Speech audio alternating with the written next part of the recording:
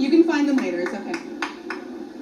Woo-hoo. We now have the deep honor and pleasure of introducing this year's valedictorian, Sagar Garg.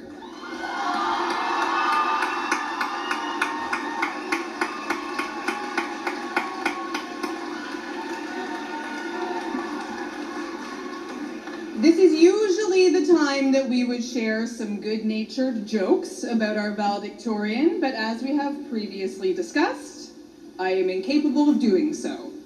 What I will share with you is that if Christy sounds angry while introducing Sagar, it's because she's trying real hard not to cry. I'm so mad right now. Okay. As a teacher, it is a rare gift to find a student who inspires you in two completely different worlds. I've had the absolute pleasure of spending a lot of time with our next speaker recently, both as his grade 12 chemistry teacher, where I'd like to tell him that he won the subject award, so congratulations, buddy. And while working with him as he starred as Seymour in our high school musical of Little Shop of Horrors.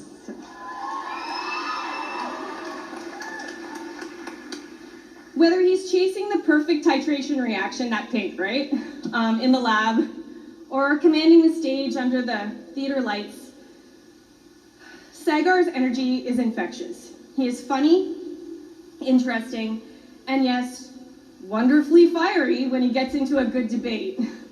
But beneath that sharp mind is a young man who cares deeply about his friends and about leaving the world a better place. You see it in his impressive civic work as a student senator and an advocate, but you also see it when he says a genuine thank you every single time he leaves a classroom or a rehearsal. So mad right now.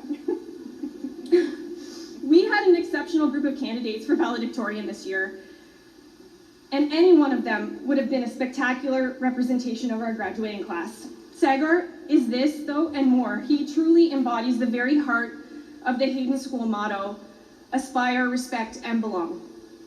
He aspires to excellence from Model UN to the performing arts. He respects his peers, and he works tirelessly as a high crew leader to ensure everyone around him feels like they belong. It's my absolute honor and privilege to introduce you to your 2026 valedictorian, Sagar Garg.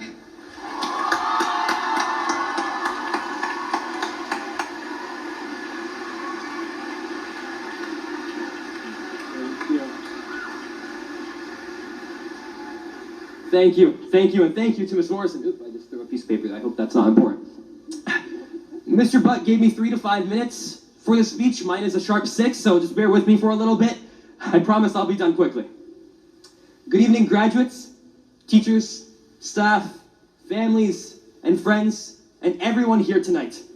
It is an incredible honor to speak on behalf of Hayden's graduating class of 2026. Round of applause.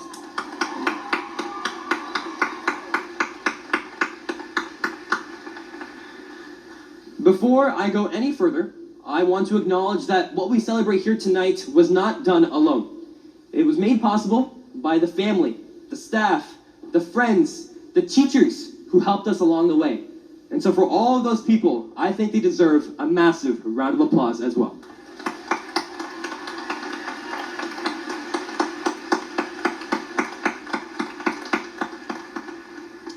Over the past few weeks, many people have asked me what I'll say in my valedictorian speech, usually followed by the very helpful advice not to make it anything like my speech in grade 8, because that was something. Specifically, I was warned not to start my speech with something corny like, guys, we did it, or if you were to ask me 4 years ago today how I would feel, or something corny like that. So I won't. I will start with this instead. You can't connect the dots looking forward. You can only connect them looking backwards.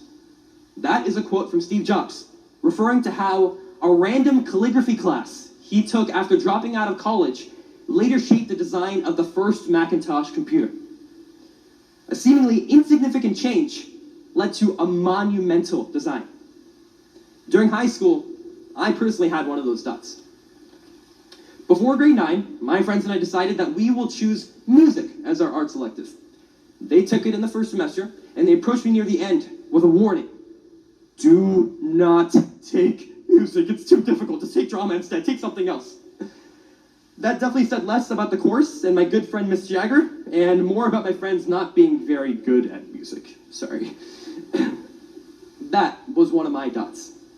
I took their advice and chose drama, a course that ended up leading me towards something I began to love.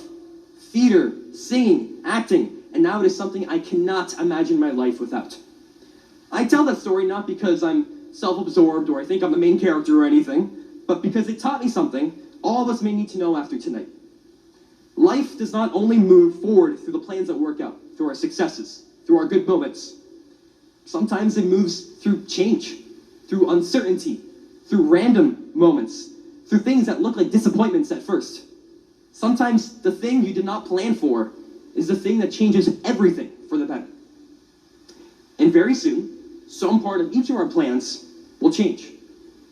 Program may not feel the way you expected. A friendship may drift away. A career goal may change.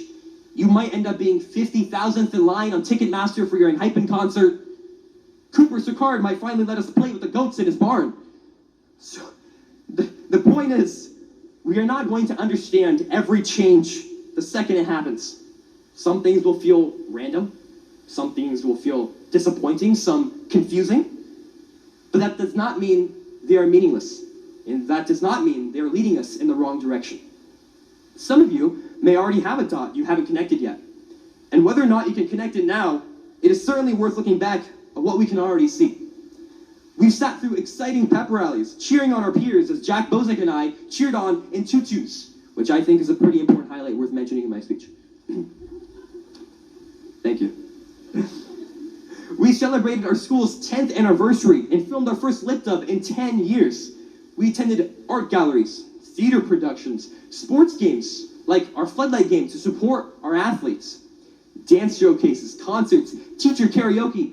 Mr. Clear, I am looking at you. Okay, I saw your performance, and I don't know if any of your fellow colleagues told you, but you have an exceptional voice. Okay, some vocal warm-ups, some tss, and you're golden, okay? We joined clubs like Model UN, Mental Health, Robotics, and HAGS, which is a very weird acronym to give a club, HAGS. We laughed at Mr. Mishri's dad jokes every single week, participated or helped run Relay for Life and the HAGS Carnival. Again, HAGS, really? I mean, Das or Mia, nothing else on your minds? Co-chairs of the club? No? No? Nothing? Okay. As seniors, we watched the sunrise together. We watched the sunset together. We skipped school to go to the beach. Sorry. Oh, you didn't know about that? Oh. Had our own Spirit Week, Decision Day, prom, and the infamous Dare Night. I was not there, but from what I've heard, ooh, boy, memories were made. That's the stuff we can clearly see behind us. But there are countless dots, countless unpredictable moments that are still ahead of us. But when I look back at the dots that brought us here, I cannot imagine being more grateful that for these 4 years, our paths crossed. We have been truly lucky and privileged to share these years with one another. I say this as humbly as possible, even though it's not a very humble thing to say. We are an extraordinary group of people who have accomplished extraordinary things, and I'm sure that will not end tonight. So make your plans, chase them wholeheartedly, but do not hold them so tightly that you forget what else is possible. When life changes your plans, do not be too quick to believe you are lost. Keep moving. One day, you may look back and realize that the dots you cannot connect were leading you exactly where you needed to be. Congratulations to the class of 2026, and thank you.